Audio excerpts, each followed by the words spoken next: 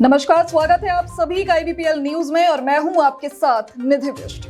Israel Hamas जंग का 19वां दिन है। 19 दिनों से दोनों पक्षों के बीच ये जंग ऐसे ही जारी है।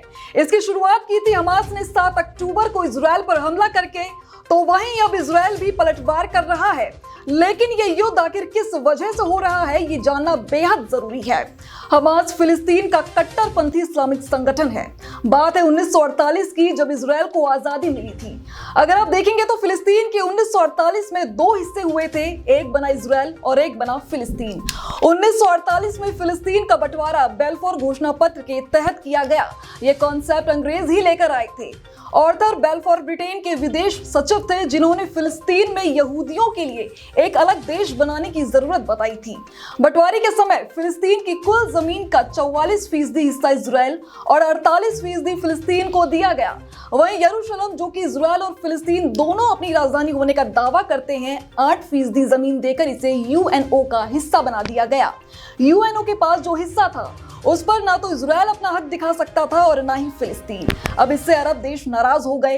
इजराइल बनने के साथ ही उस पर अरब देशों ने हमला बोल दिया, लेकिन इजराइल ने जंग जीत ली, क्योंकि ये उसके अस्तित्व का सवाल था।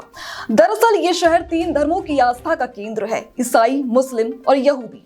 ईसाई मानते हैं कि यरूशलेम ही बैतलहम है, जहां ईसा मसीह का जन्म हुआ। यहूदी मानते हैं कि यहीं से उनके धर्म की शुरुआत हुई और मुस्लिम मानते हैं कि उनकी तीसरी सबसे पवित्र मस्जिद अल-अक्सा यही है। बंटवारे के समय फिलिस्तीन को 48% जमीन दी गई थी, लेकिन इजराइल अपनी ताकत की दम पर कब्जा जमाता चला गया। 1948, 56, 67, 73 और 82 में झड़पें हुई। हर बार इजराइल फिलिस्तीन पर भारी पड़ा और फिलिस्तीन की जमीन पर कब्जा करता चला गया। आज फिलिस्तीन मात्र 12% जमीन पर सिमट गया है।